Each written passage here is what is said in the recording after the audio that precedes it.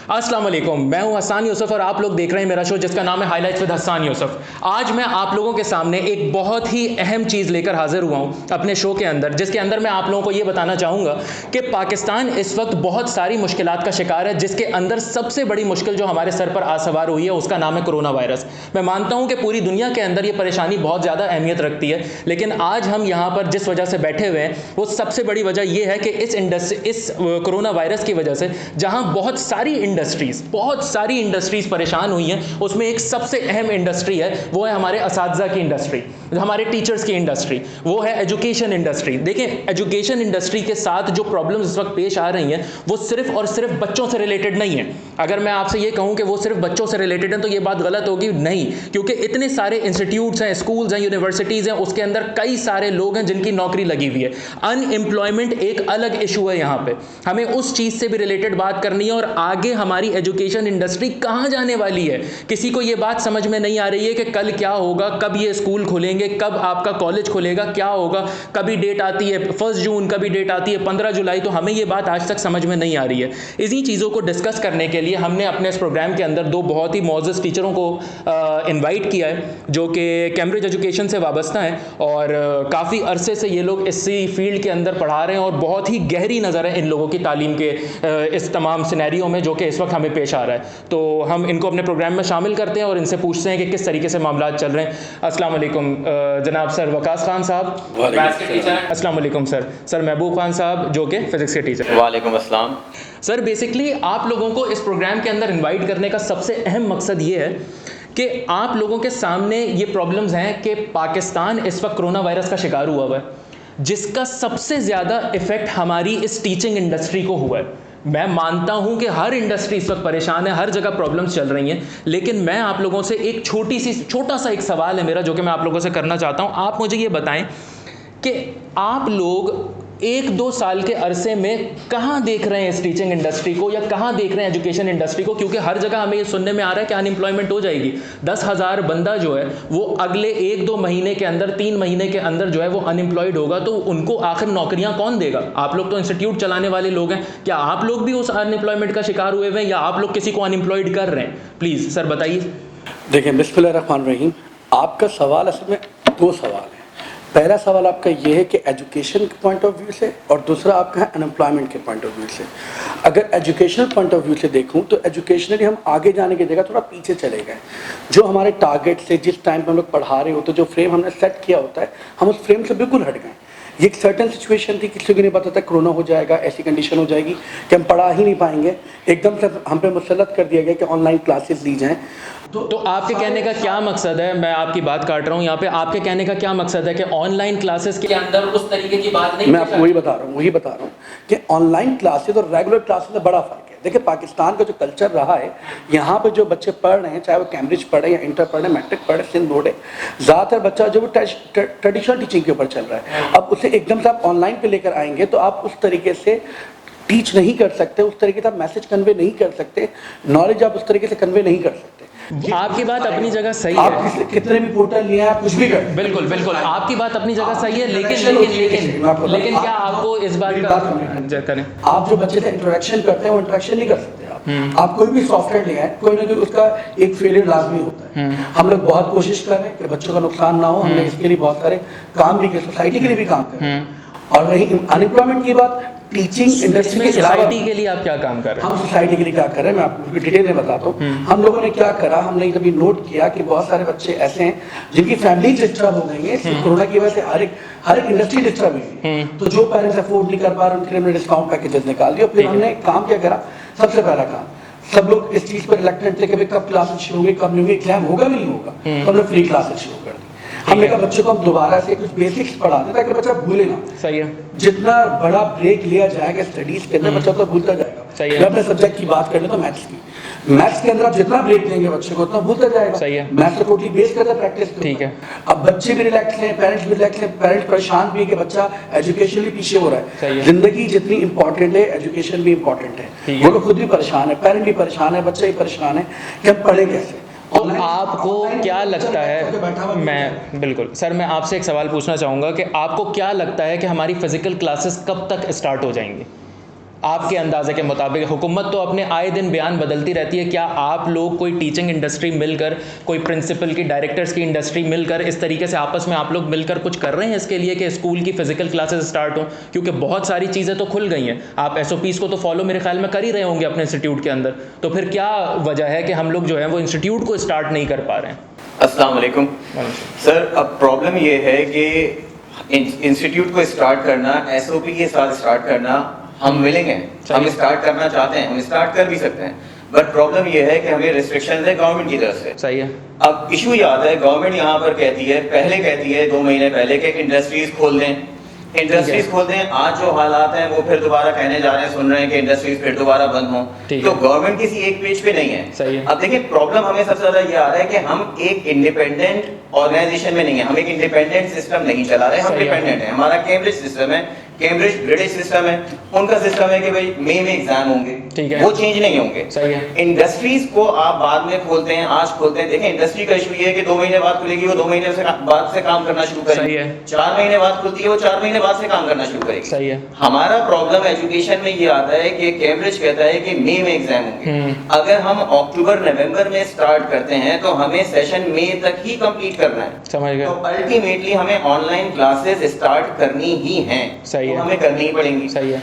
अब हम डिपेंडेंट है गवर्नमेंट पे, जब तक गवर्नमेंट हमें अलाउ नहीं करती हमें ऑनलाइन पे ही जाना होगा, ये तो एक फैक्ट है। अच्छा, आप मुझे एक बात सिर्फ और बताएं जो कि इस वक्त पूरे पाकिस्तान के टीचरों का सवाल है कि आपने ये सुना होगा कि बहुत सारे पेरेंट्स ऐसे हैं जो कि इस तरीके की तहरीकें चलाने की कोशिश कर रहे हैं कि फ़ीस ना जमा करवाएं, तो इस बारे में ज़ाहिर है आप लोगों को इससे खबर होगी, तो आप इस बारे में पेरेंट्स से या उनके लिए क्या ऐसी बात कहना चाहेंगे जिससे उनको ये बात समझ में आए कि उनको फ़ीस जमा करानी चाहिए? ये सिर्फ मकसद यही नहीं है कि भाई हम लोग कमा रहे हैं इससे, मकसद ये नहीं है, हर जगह के पैसे जा रहे हैं, बिजली का बिल भी जमा हो रहा है, हर चीज़ हो रही है, तो सिर्फ क्यों इस टीचिंग फील्ड के लिए पेरेंट्स जो है वो इस तरीके की तहरीक शुरू करने की सोच रहे हैं? देखिए एक्चुअली पेरेंट्स को ये अंदाजा नहीं हो रहा, वो शायद ये समझ रहे हैं कि ऑनलाइन टीचिंग में टीचर घर में बैठ के एग्जैक्टली वो ये समझ रहे हैं काम कम हो गया है कि उसको एफर्ट नहीं करना पड़ता। सही है।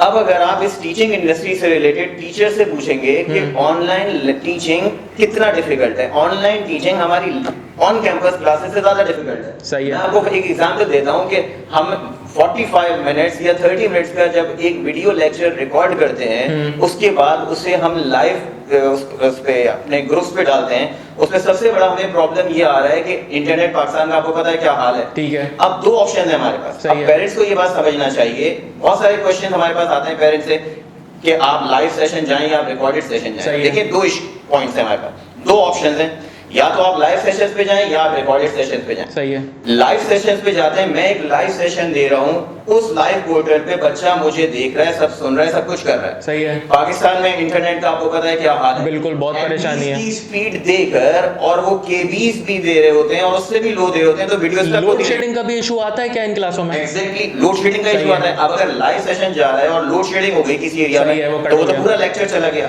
अच्छा सर, ये जो तमाम सिचुएशन शुरू हुई है, आप लोग भी अपना इंस्टीट्यूट चला रहे हैं, मुझे वकार साहब ये बताने की कोशिश करिएगा हुकूमत ने आपकी कितनी मदद करी है?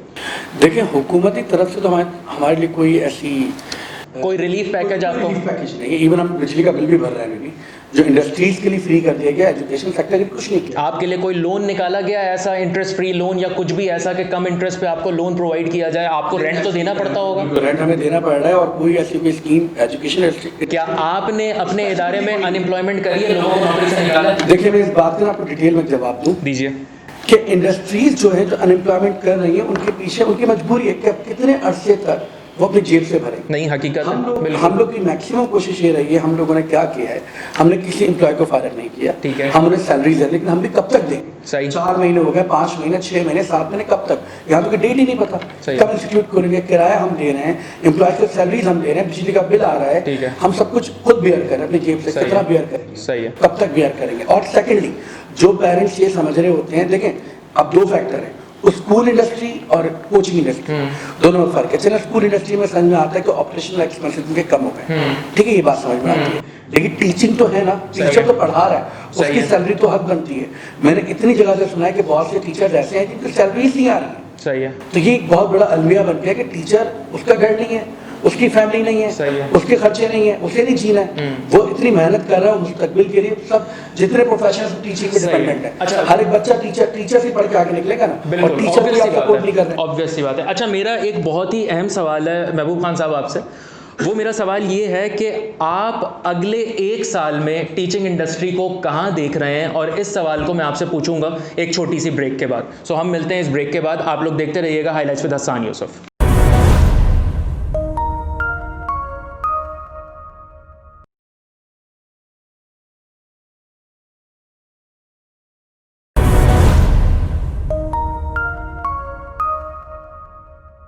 अस्सलाम वालेकुम, welcome back to my show highlights with Hasan Yusuf. तो ब्रेक पे जाने से पहले मैंने आप लोगों से एक सवाल किया था, सर महबूब खान से मैंने एक सवाल किया था जो कि आप लोगों के सामने मैं पेश करना चाह रहा हूँ। वो सवाल ये था सर कि आप अगले 1 साल में एजुकेशन इंडस्ट्री को कहाँ देख रहे हैं? देखिए, अभी एजुकेशन इंडस्ट्री तो मार्च ऑनवर्ड स्टैंड स्टिल है। लास्ट 4 मंथ्स तो हमने जो है वो चलें सर्वाइव कर लिया। एजुकेशन इंडस्ट्री बिल्कुल रुकी हुई है। बिल्कुल। विद इन नेक्स्ट 1 और 2 मंथ्स भी चलें हम सस्टेन कर जाएंगे, ये रुकी रहेगी मान लेते हैं।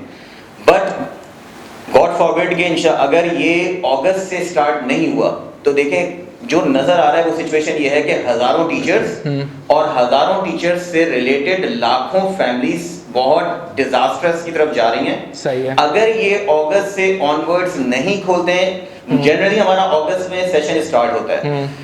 अब हमें अगस्त में अगर हम सेशन स्टार्ट करते हैं तो ऑलरेडी हम 6 मंथ्स बैक पर हैं, लैग कर रहे हैं, मगर वो 6 मंथ भी हम कवर कर लेंगे। अगर अगस्त में ये स्कूल्स और कोचिंग्स और सारा एजुकेशन इंडस्ट्री स्टार्ट नहीं करते, उससे फर्दर जाते हैं, तो बेसिकली गॉड फॉरबिड, अल्लाह जानता है कि आगे क्या हो, मगर मुझे कुछ हालात नजर नहीं आ रहे अच्छे कि उसके बाद टीचर्स और उनकी फैमिली सर्वाइव कर पाएंगी या नहीं।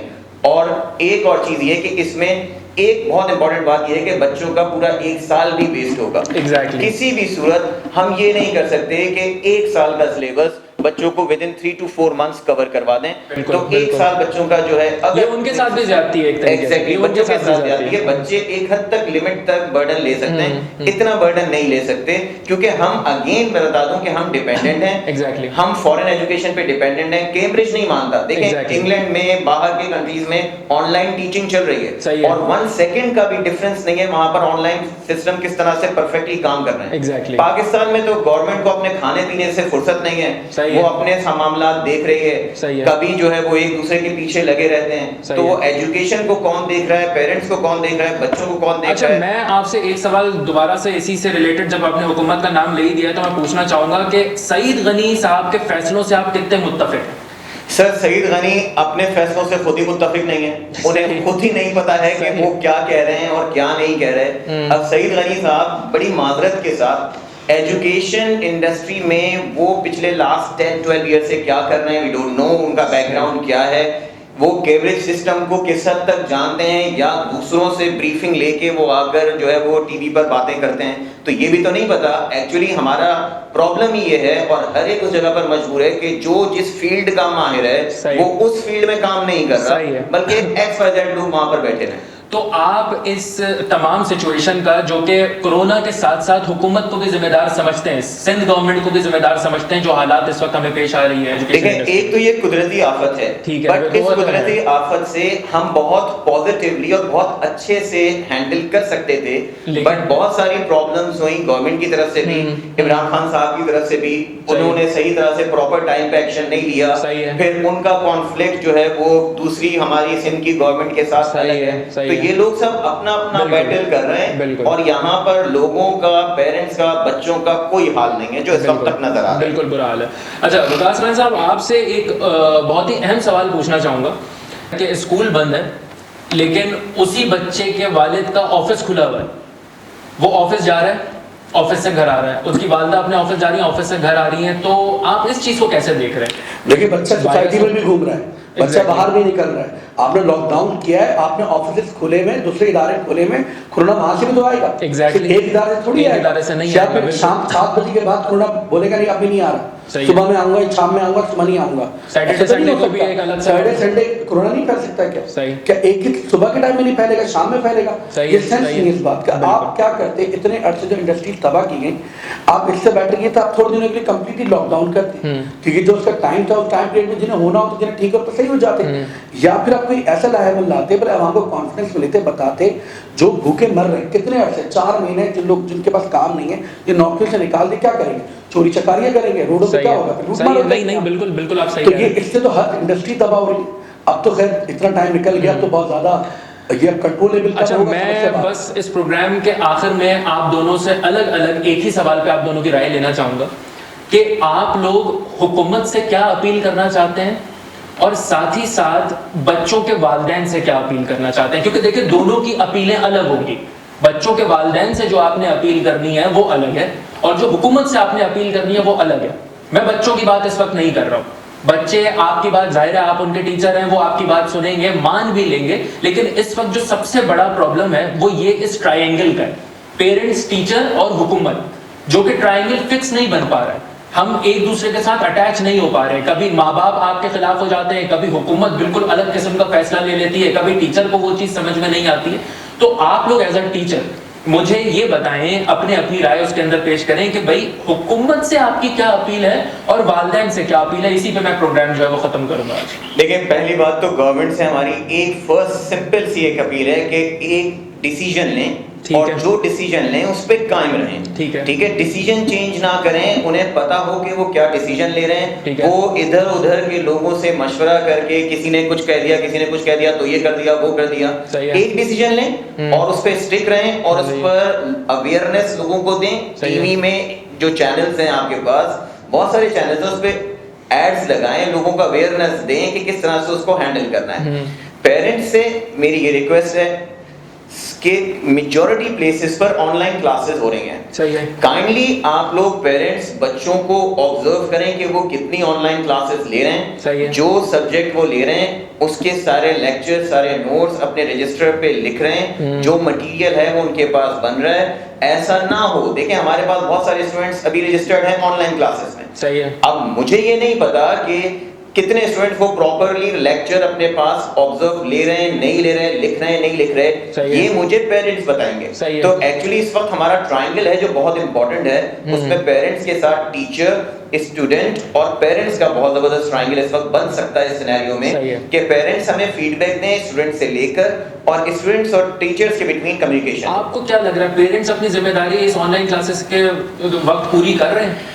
मुझे ऐसा लगता है कि शायद अभी बहुत स्टार्ट है, तो इसलिए पेरेंट्स ये समझ रहे हैं, क्योंकि वही बात कि गवर्नमेंट का कोई डिसाइसिव कोई रिएक्शन नहीं आ रहा, कोई डिसीजन नहीं आ सही है। रहा। तो अभी पेरेंट्स भी और हम सब लोग भी इसी पर उम्मीद पर हैं कि शायद जून में खुल जाए, जुलाई में खुल जाए, हमें पता नहीं चल सही है। रहा। तो पेरेंट्स को जब एक पता चल जाएगा कि भाई अभी फिलहाल ऑनलाइन ही जाना है, तो फिर शायद वो उसको सीरियसली ज्यादा लेंगे। अभी लेना शुरू किया है बट उस तरह से नहीं लिया जिस तरह से लेना चाहिए। सही है जी सर, अब आप इसी पे अपनी राय दें। देखिए बहुत अच्छा बोल दिया समय ने, कुछ बचता नहीं, लेकिन मैं आपको छोटी सी बात गवर्नमेंट से रिक्वेस्ट करना चाहूँगा मैं ठीक है। कि कोई ऐसी पॉलिसी निकाले कि जिससे बच्चों का, यानी कि हमारे स्टूडेंट्स का, टीचर्स का और पेरेंट्स का, सबका भला। सोचें, साथ बैठें, आपसी लड़ाई छोड़कर कोई ऐसा कोई फैसला ले जिससे सबका भला। सही ना, हम एजुकेशन में बहुत पीछे होते जा रहे हैं। इतना बड़ा गैप लेना स्टडीज के दरमियान, बच्चा बहुत पीछे हो जाएगा और ये गैप बहुत ज्यादा। और पेरेंट्स से मैं रिक्वेस्ट करूंगा कि बच्चों पे नजर रखें और कितने घंटे पढ़ रहे हैं। एटलीस्ट जो उनका स्कूल टाइम था उतने घंटे बच्चा पढ़े घर में, प्रैक्टिस करे। कुछ नहीं है उसके पास, देखिए हम लोगों ने फैसिलिटी प्रोवाइड कर दी, maths, physics, chemistry, computer, maximum subject में फ्री क्लासेस देना शुरू कर दी कि एक महीना बच्चा कुछ पढ़ ले, कुछ प्रैक्टिस कर ले। ऐसे पेरेंट्स क्या करें, उनकी लास्ट रिसोर्सेज निकालें जो प्रीवियस क्लासेस में पढ़ा हुआ है, वो उनसे रिकॉल करें।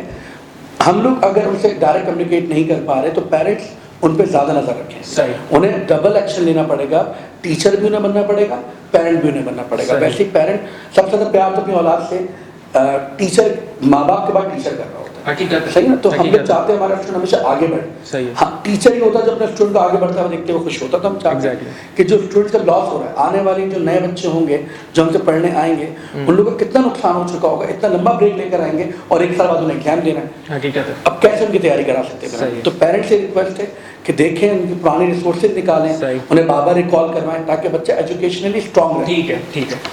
Thank you so much Waqas Khan साहब और महबूब खान साहब आपका शो में आने के लिए। मैं आखिर में आवाम से सिर्फ एक बात करना चाहूँगा और हुकूमत से भी एक अपील करना चाहूँगा कि जहाँ आपने तमाम फील्ड्स को अपनी निगाह करम से देखा है, उसी तरीके से खुदारा एजुकेशन इंडस्ट्री पर भी अपनी नज़र करें, क्योंकि मैं आप लोगों को सिर्फ इतना बताना चाह रहा हूं कि बच्चों की तालीम ही इससे जुड़ी हुई नहीं है, बल्कि साथ ही साथ बहुत से असातिज़ा, और मैं सिर्फ असातिज़ा की बात नहीं कर रहा हूं, एक स्कूल में, एक इंस्टीट्यूट में काम करने वाला बहुत सा स्टाफ होता है, एडमिन का, लोअर स्टाफ, बहुत सारे लोग उसके अंदर होते हैं। अगर ये एक बड़ी तादाद अनएम्प्लॉयड होगी तो हुकूमत के लिए बहुत मुश्किल हो जाएगी इन तमाम हालात को संभालने के लिए, और इकोनॉमिक क्राइसिस आपके बहुत ज़्यादा बढ़ जाएंगे। सो इसी उम्मीद के साथ कि हुकूमत और आने वाले दिन हमारे जो हैं वो कोरोना वायरस से पाक होंगे, आप लोग अपना और अपने घर वालों का बहुत ज़्यादा ख्याल रखिएगा, और दोबारा अगले शो में मिलते हैं जिसका नाम है हाईलाइट्स विद हसन यूसुफ। खुदा हाफिज़।